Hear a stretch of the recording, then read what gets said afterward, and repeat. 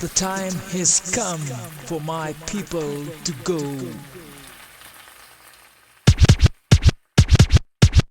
I'm not a queen, I'm a servant of the people. I'm not a king, I'm a servant of the people. It's what the people demand, and we gonna keep fighting till we get that land. I'm not a queen, I'm a servant of the people. I'm not a king, I'm a servant of the people. It's time to rise, to get what we want, we got to organize.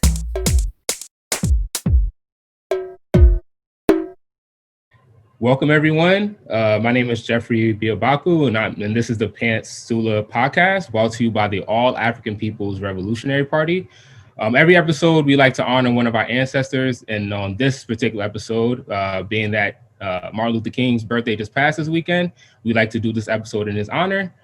So for those who are not familiar with the A-APRP, the All African People's Revolutionary Party is a mass party. We've been around since 1968, our founder being Kwame Nkrumah, with our objective being Pan-Africanism. We define Pan-Africanism as a totally liberated and unified Africa under scientific socialism. For those who are listening for the first time and are looking to join the A-APRP, what you can do is click the link in the description to our website. And if you're not an African or you don't like our ideology or anything within our party, we still implore you to join an organization fighting for justice. To stay in tune with our upcoming episodes, please be sure to click the subscribe button below to keep up with our latest episodes. As you can see here, I'm joined by my fellow comrades, Jesse, Winford, and Derek. And today we'll be discussing patriarchy. So just to kind of give a definition, because I know there's a lot of confusion around patriarchy and what it is. So I would like to give a brief definition, essentially what patriarchy is. So patriarchy essentially is a system that breeds sexism and gender inequality. It's a system essentially where people who identify as men are seen as superior in all facets of society. They typically hold power within a society, and non-men are consciously or subconsciously seen as inferiors. And they often are left voiceless in certain spaces. So essentially the ramifications of patriarchy can also be seen in political spaces, economically, and even within grassroots organizations. In Africa, we actually see patriarchy run rampant. You know, once colonialism took place, women are oftentimes regulated to the gender roles in which non-men are bound to domestic chores, activities, while the men in society take leadership roles within that society, and women tend to be powerless within that society as well. So for instance, we see like inequality in Africa and land distribution. Non-men are often paid less and oftentimes seen as subordinate within the family structure. Patriarchy itself is based off male chauvinism, but there are ways that men can be affected by this as well, which we will discuss later on. But I wanted to actually open up the floor to my comrades here today and speak on how patriarchy is enabled within our society. Well, hello, everyone. I'm Jesse, and I think obviously this is a really good conversation. And I feel like society just puts patriarchy. It's in our music, it's in culture. It's, if you're listening to music, which everyone does, you're going to hear it in your music. You're going to watch it on television. So it's just so much normalization of that type of behavior because of the media, and we're just sort of cultured to accept patriarchal behavior because it's seen as dope, especially as men. As Black men, you have to, produce this sense of like, I'm the top, I got it, that type of drive and that ego, and dominance, which is what really patriarchy is, just that male dominance in every space. And I feel like, with the media and also the ways, even religion, there's so many ways. Patriarchy is just stemmed in every space. It's everywhere. And I think the moment men can confront that, when we see it in our own behavior and our friendships and everything like that, we can better solve it instead of expecting women to do the work. I think that's something we've obviously been struggling with, just in general, seeing how a lot of men expect women to take care of the problems when obviously we are the ones that have to take initiative here. Yeah, man, I definitely agree, man. I think essentially, women being reduced to just domestic stuff, domestic activities, essentially is something we see often. Gender roles are usually enforced on them. And then also, what we'll talk about later is how it's also enforced on men as well, and the ramifications of that too. So, I think you definitely hit it on the head. with that one. I don't know if Derek or Winford, do you guys have anything to add to that too as well? Yeah, I think I guess a branch of it is can also be seen in like the economics. So I know of like situations in which a woman can be in a dire financial situation. So like let's say she has an abusive boyfriend. She has no financial ability to actually leave that situation, and like at least the economics of it makes it so that a lot of the time like women are dependent financially on like somebody else, whether it be like a man or a non-man who has the power to abuse them. And then like at that point there's no accountability procedures where like they can actually escape or like have a better situation for themselves, or even like choose what things they want to do in like any aspect of their lives. All right. I think that the way that patriarchy is enabled in one instance is where we actually pass it down through generations by teaching our children, our grandchildren, whatever, um, you know, socially constructed or the ideals of, like one of y'all said about the gender roles, what a man should do, what a woman should do. We sustain it and we perpetuate it by teaching our children those same beliefs and same ideals of how, the particular jobs that a woman should do and what a man should do. Yeah, definitely. And also speaking to that, in what ways do you think us as men, or us what that identify as men or cis men, can combat, you know, patriarchal institutions, or whenever we confront sexism or patriarchy? What do you think, and what some ways we could actually do that? Um, Standing up and just realizing when we're receiving that, passing on, just kind of what Derek mentioned, it's kind of sustained through family. And when you notice that, it's kind of hard to just obviously say something about it if you're afraid, and sometimes conditions make it hard to do that. If your family is you know not really acceptable to criticism like that. But obviously it really takes that type of that's the thing with really saying something, is that it sometimes comes with that risk of losing something or having that confrontation, which obviously a lot of us avoid, but that's what's in a lot of cases necessary. I know for me, I've had to do that. Like, I know in my family, I'm already seen as kind of like, the ostracized one, especially now I'm doing this work with, just learning about scientific socialism and just the many ways our brains are hijacked because of colonialism and just the misinformation.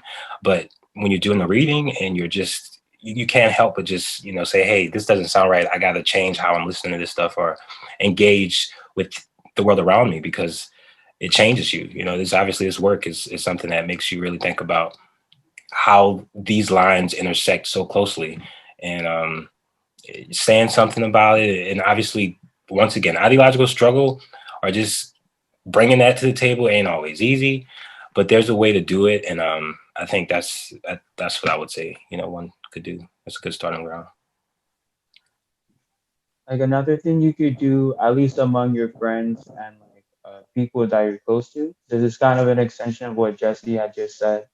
Uh, like when you see somebody and like they have like I would put it as like funny ideas about how like women should be placed in society, or like what things are like manly, quote unquote, or like what we even define as like what is the worth of a human.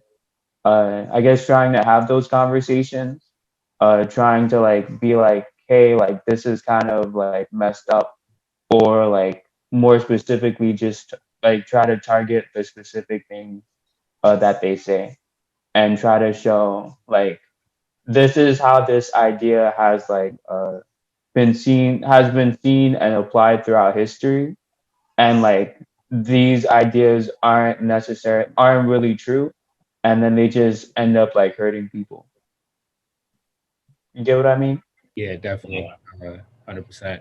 And I feel like we also have to find a way to do it in a non-abrasive way. 'Cause I think Mhm. times, when you confront people, they may take it as a shot like, hey, what do you mean? Or what are you talking about? And they take offense right away. So I think the key is to also make sure, especially if it's someone you're close to do it in a manner that's not abrasive, just like, hey, if this is something that comes off, it could be sexist or it is sexist, it's patriarchal in its nature.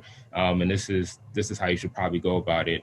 And then helping that person get into a political education process in regards to a gender analysis as well. So yeah. That's the point right there. I mean, I'm glad you highlighted that. Like the gender analysis and just, doing the reading, really learning that what we were taught about gender and how we relate to each other has just been a framework that's soiled. It's not true. And it's like capitalism, it exploits labor. And to the point of books we've read, we see how women and non-men, their work is being exploited at a higher rate, and they're doing work that we don't even think of, like in other countries, in Africa, third world, just everywhere. Like this work is just happening. And if you don't know that, if you don't have that analysis, you're going to just think just based off of whatever tradition may relate. And that's, that could just be a whole bag of misogyny and just awful things like that. So, yeah. Yeah, I think. Oh, I'm sorry. Oh no, you should go. Yeah, I think that it definitely takes a lot of internal work, man. A lot of reading, a lot of studying, and a lot of self-criticism and being actually honest with yourself, brutally honest with yourself. And whenever you see it, to call it out, because on a personal level, not to go into too much detail, but on a personal level, we had a family gathering on, quote unquote Christmas. And it was a younger family member that had a disagreement with his girlfriend. And it was an older family member, like in his mid-50s, he told him that it was okay to refer to his woman, in a derogatory term. And I told him, I said, women are not your property. I said, you need to look up patriarchy. I told him that exactly. I said, women are not your property, man. They are humans. So I believe that definitely doing that internal work and calling it out whenever we see it, man, that's very, very important. No matter who it is, call it out. Definitely. Yeah.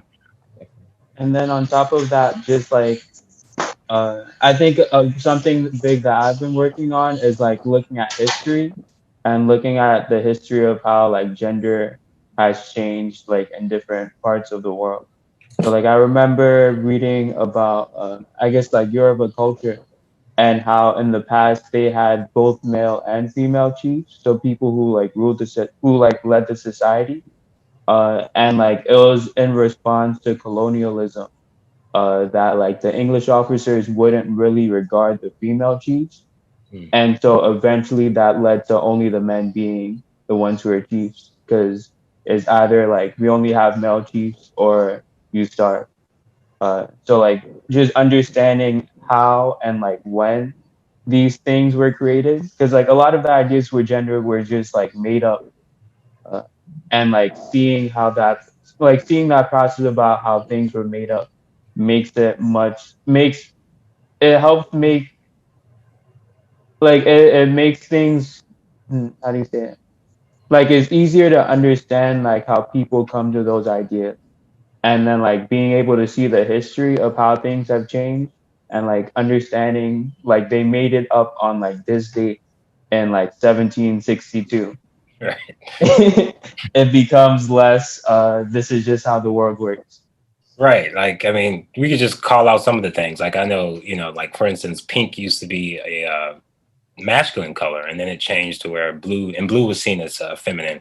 And so, even you have things like that, like kids are not allowed to have pink, a guy can't have pink lipstick or whatever it is. Like these things that just are adages of concepts that were created to just control people's minds and to have them adapt to a society that doesn't care for them. It's not rooted in, especially for us as Africans, we know, like you mentioned, the Yorubas and just in general, Africa, like that's not our history.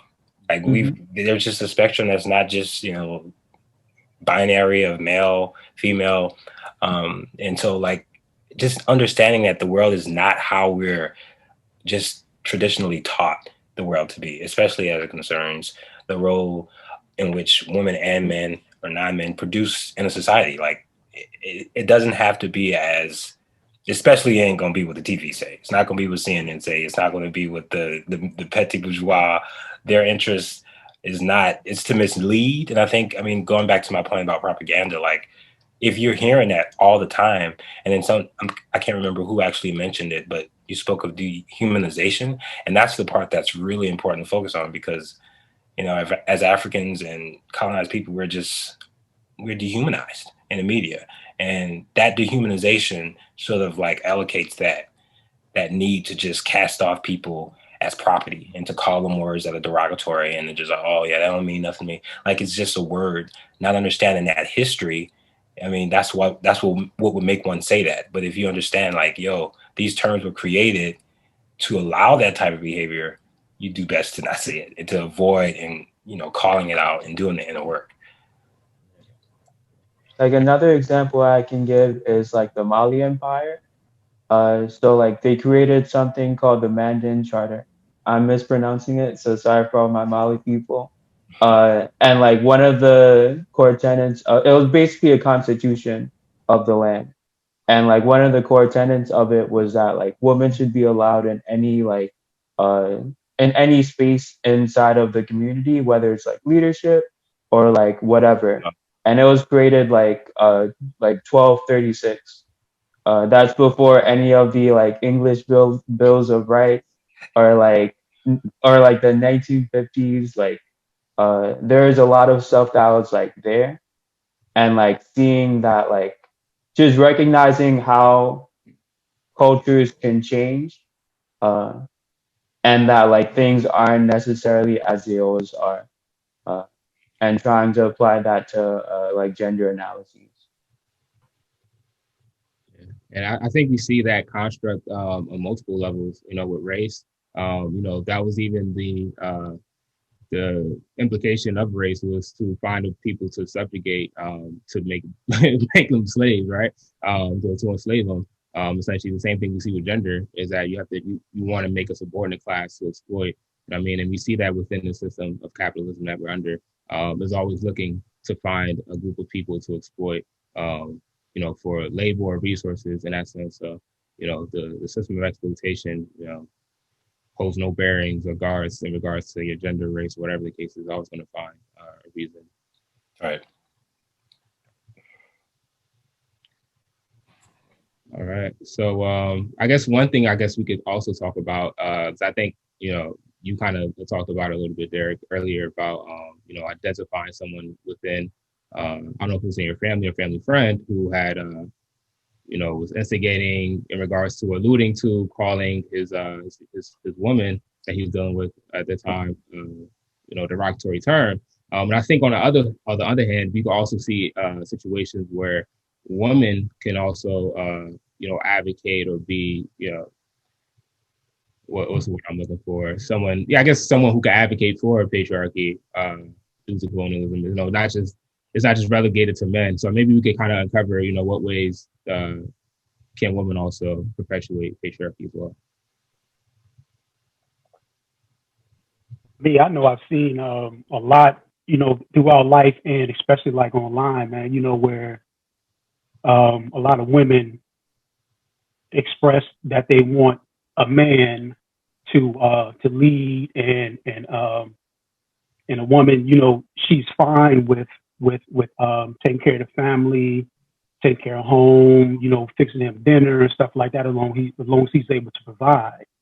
So I see a lot of that. I've been seeing a lot of that over the years, and even today, that's how one way that a lot of women tend to perpetuate the patriarchy. And I mean, I don't believe that they understand it, but I mean they're cool with it. So.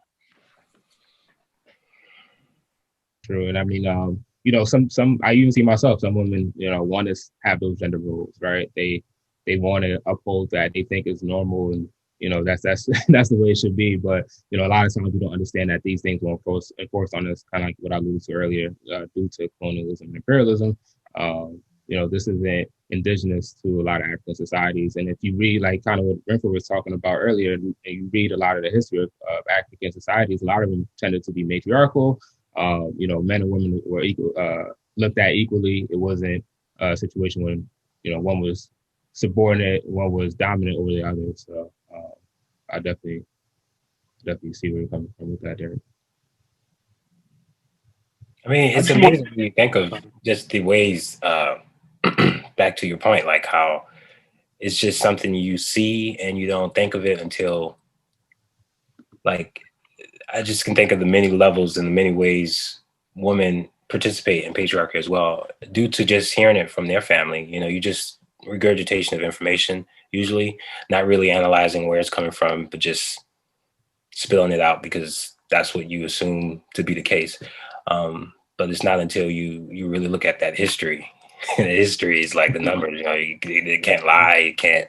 You see it, and it's just rampant in our history too. So it just shows you that capitalism has an agenda, and it's exploitation, and it's going to get there whether it's deploying fictitious beliefs of how you're supposed to act or be. And that it just misleads a lot of people, and it takes, obviously, we're still doing this work. I don't profess to have any answers outside of the things that I know have been true, which is when you study and you have an analysis, these things are rooted and you can call it out and change it. And we've seen people who've had those transformations. You can look at Malcolm X, for example. This is a great example of someone who just transformed his life, even though he started out with all of these other projections. We all start in various places, but when you get to that place of transformation and you're studying, you no longer, you see all of that and you say, yeah, I was doing that because I didn't know. But when you can't help but, further your knowledge and just go to further lengths. And it's going to come with that isolation. I know even with me, I can be, I guess, I can frame something in a way that might appear whatever, but I'm not going to say it to hurt your feelings. But at some point, it's like, if this isn't relaying to you and you're going to just continually give that type of disregard, I can't associate with that, because that's just like you're not trying to better yourself through education. And I think a lot of us are kind of afraid to make those moves because, of course, with people, and I can say as well, coming from a religious family, it's even harder. I mean, think about the religion and the patriarchy and religion. Like, I mean, we can unpack that too. We can go there.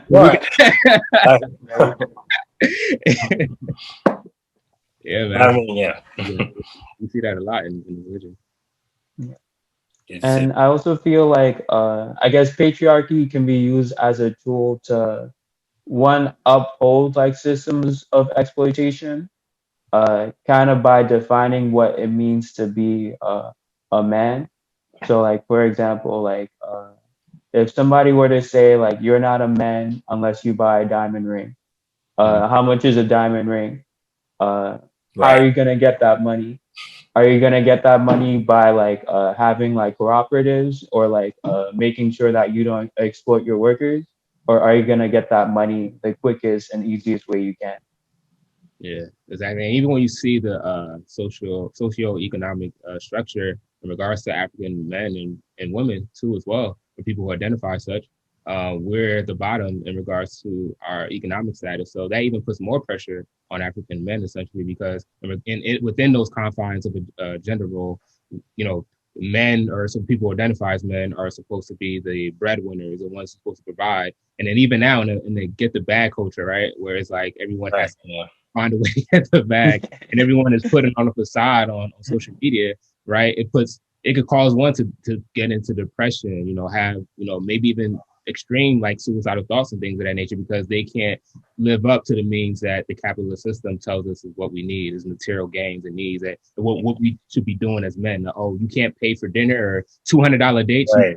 Man, that's a good point, Phil, because you say something that's a reality. Like young kids are thinking this way. Like 10 years old, 11 years old, they like, I gotta get rich. Like that's the message they're insinuating with. So no, that's a really good point, because that leads to suicide, because obviously you're not going to reach that ladder. Capitalism is a lie. They tell you that because they want you to, they educate, even in the education system, it's an education system. Just get the bad culture, you, it's not, centered on the collective. And that's the problem, because it's just like, you're not going to climb up that ladder, and you're going to obviously hurt a lot of people in the process if you think I'm getting to the top regardless of respecting people that come to you. You know, like, it's sad to see how many people are really affected by it. And we're seeing it even more now with the prevalence of, you know, Twitch, TikTok, all these ways people can communicate now. That message, what celebrities especially are telling you to do, Yeah. you don't want to listen to that. Yeah. And it's just a conversation from I guess critiquing society in general, or like critiquing like system and critiquing systems. Uh, so like for example, like if I need to work like 80K to like feed myself and take care of my wife and children. Uh, sometimes the language can make it such that like I'm late, like I'm working 80 hours a week and I still can't take care of my family. Like, Right. what kind of man am I? Yeah. Instead of asking yourself, like, if I'm working 80K and my wife is working like, oh, if I'm working 80 hours a week and my wife is also working 80 hours a week, and we're not being paid enough to just take care of like two kids, what's wrong with this job? And like, what's wrong with the system that allows that kind of thing? But instead it kind of like individualizes the problem and say like, I'm not like worthy as a human being or as a man or even as a woman because I can't do these things. Yeah, that's a great point, man. You know, just see that you know, just seeps through our culture in everyday life, and it's kind of sad to see. And I think, kind of alluding to what Jesse was saying, is you know, it necessitates for that, because it wants to make sure that we don't look at the system. I said inequalities of the system in regards to where we are and economically. So they want you to blame yourself. They don't want you to blame the system. They don't want you to make a critique or analysis on the system. And most of us fall into that trap. You know, there's a lot of ideological confusion going on out here, and that's perpetrated through the system. They purposely do that as well. So I think you all made some great points in regards to that. Like one question I have that like for any of y'all to answer is like, well, so like we understand that like patriarchy is a system in which like violence is enacted, especially against non-women. One question I have is, how are men also negatively affected by patriarchy? Like, is there anything that like is there anything that marginalizes like I guess like all groups, or is like gender or like patriarchy applied differently to like different groups of men? Yeah, I think a lot of the points that we hit earlier, I think could also even bleed into this conversation. And obviously, you know, the race factor can be in play, because obviously, you know, Africans here, or colonized people in general, we don't have the means and material gains to accentuate some of those structures that's already in place, right? You know, we're not, you know, most of us can't afford these, you know, elaborate dates and all these other crazy things that capitalism tells us we should be doing. But you know, a lot of you know, middle class and ruling class Europeans possibly can, right? So then you know, we kind of look at that and feel like, you know, once again, like, oh, why can't I attain this? What's wrong with me? Why can I not do this as well? So I think we also have to look at it from a race perspective, you know, in regards to how it negatively affects, it disproportionately affects colonized people versus how it possibly may affect, you know, the ruling class, and more so European people. Yeah, I think another way that it can negatively affect men is, like I alluded to earlier, about teaching your children about the patriarchy. And in one aspect is where you have a child, and you know, children aren't typically allowed to express their feelings. They're taught or being made to suppress their feelings, like they can't cry. You know, they have to still be a man. And they 4 or 5 years old, but they're not allowed to cry. Exactly. And a lot of people don't realize that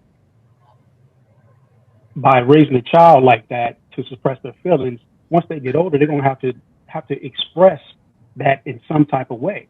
In a lot of ways, it leads to the violence that we see out there in the street, because they don't know any other way to how to manage how they feeling, so they just lash out in a violent manner. It can be towards another male or a woman, just in general. Yeah, that's very true. I think that's a big problem. Depression.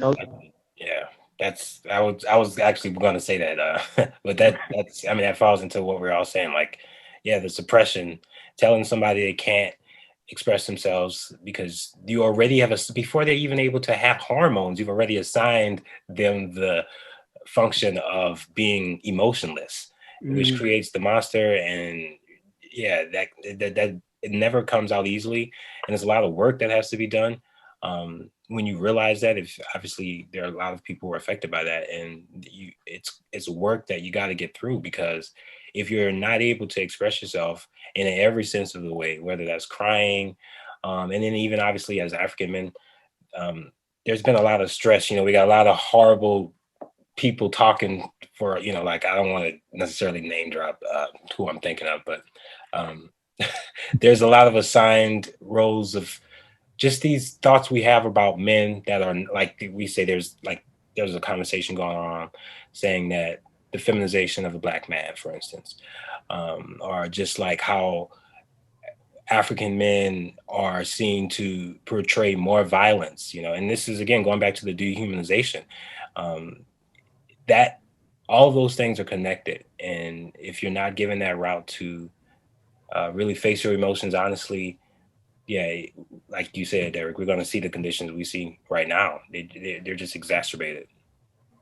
Yeah, I definitely agree. Like, if you don't have people that you can turn to emotionally, then like that's gonna turn into depression, and that can result in any kind of thing. And like, I'm pretty sure when you look at the numbers, like the biggest killer of like Black men aged like 18 to 34, I think, at least either the second or third biggest cause of death is suicide. Mm. And like that's not even something that's like talked about, at least not in the spaces that I'm in. Yeah, So that's super true. You don't hear that a lot.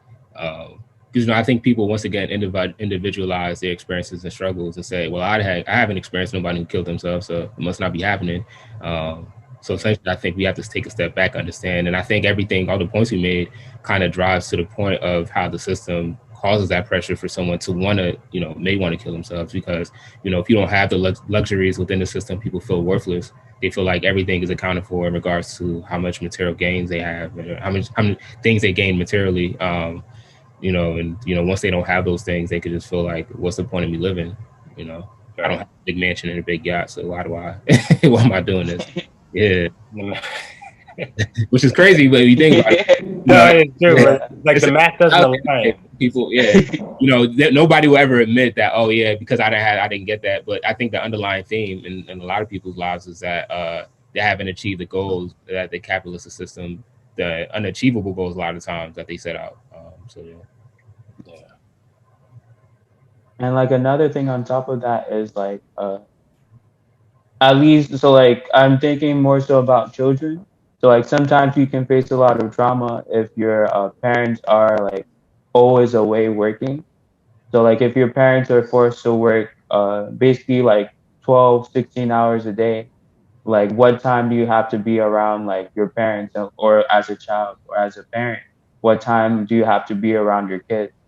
And like it leads to like a lack of like just like love being shared, like generational knowledge being shared, like so much like information and emotional connection that's just being lost because of a system where you have to work so long and like so hard just to survive. Oh man, that just reminded me, Winfred. I'm glad you said that, because we don't think of we often say, oh, it's the parents' responsibility to raise their children, and you shouldn't rely on celebrities to do that. And celebrities make music, and it's not their fault that the music is dirty, blah blah blah, the family. But it's like, if the system is exploiting their parents to never be at home, they're always working, like, who else is gonna, like, we don't think of how it's all about capitalism is the enemy. I mean, this is like, we have to know the enemy here is capitalism, which produces things like obviously misogyny, patriarchy. All of these things are connected to that exploitation of labor. And that just, to me, I don't know why I never really connected it like that. Because that, in one sense, I understand why someone would say that, because obviously the parent is there. But if you're working all the time to make sure that your children have enough to eat and to be fed and for the bills, you're not obviously privy to what ways the media is hijacking their brain through television, through their phones, through, I mean, 24/7, this system is going on. And, you know, yeah. So Yeah, that's what I'm it's saying. producing a lot of those thoughts in the kids, you know, from Yeah. so, yeah. Yeah, so I guess the last one of the last things I guess we could kind of talk about is maybe discussing, you know, because we understand that patriarchy is an institution, it's a system, and probably elaborating on. I know we went over in one of our work studies about how it's also patriarchy also shows rears its head in organizations as well. And maybe kind of tie that in with the formation of the Anti-Patriarchy Task Force and the work that we're doing as well. And just kind of talk about how, you know, it could rear its head in organizations, and it's not just relegated to, you know, everyday society. It's how it can or sometimes has reared its head in other spaces like organizations.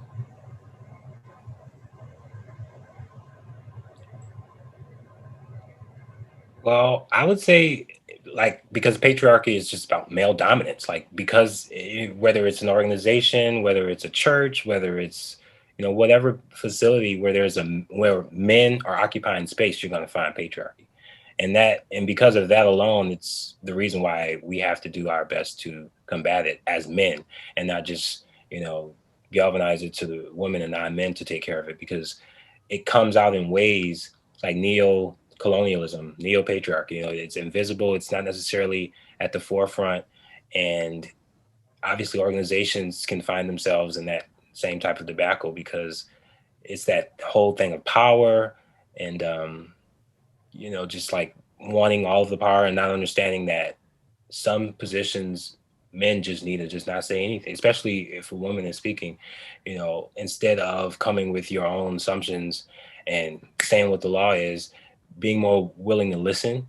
Listening is just not really valued, especially if you are ready to say something because you have a structure that is supporting that. Which, not to say anything is wrong with the structure, because obviously we understand the importance of structure, but it has to be accepting of the fact that culture is evolving and we're moving more and more in a space where people, men, non-men and women, are wanting and needing. They're at the forefront of these revolutions too. They're the ones out in the streets. They're the ones being targeted.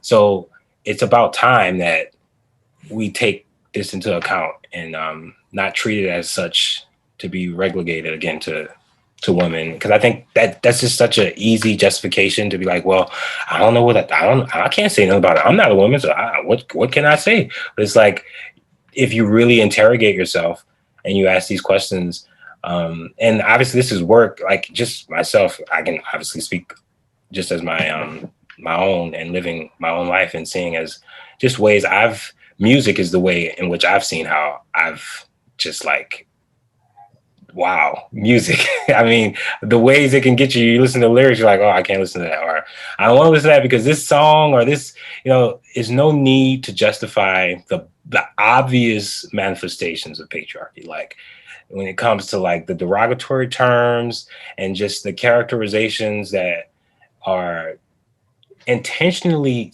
you know, put there.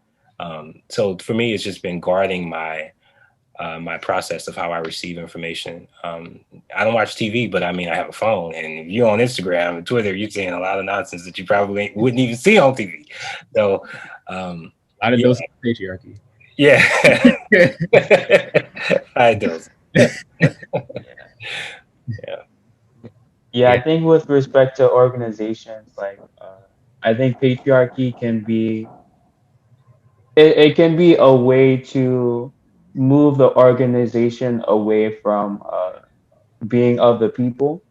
So like if you're so willing to dismiss like maybe even like one half of your organization based off of like just like premises and stereotypes uh about them, uh and or if you see that like members of your organization are being abused or like assaulted, and you develop an approach that's very dismissive and just ignores everything that's like been going on, how is that gonna extend to the entire organization?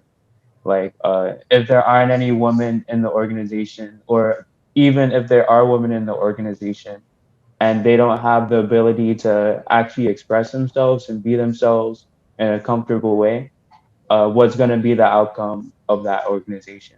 And is actually going to be successful? And then you're also like dehumanizing people, Yeah. and that on its own is just troublesome. Yeah. Yeah. I mean, you can't say you're fighting for justice in an organization and you're not having an analysis on patriarchy or sexism or anything of that nature. You're going to have an analysis on race, or you can't have analysis on gender. You're kind of leaving a whole group out, and they may feel left out, and then you may have people dropping out of the party. People may not want to join the party. So I think it's important that every organization that claims to fight for justice not only have a race or class analysis, but also a gender analysis, so you're not leaving anyone out, essentially. And I think that's ties into the work that we're doing, and something that we've seen within the All African People's Revolutionary Party in the formation of the Anti-Patriarchy Task Force.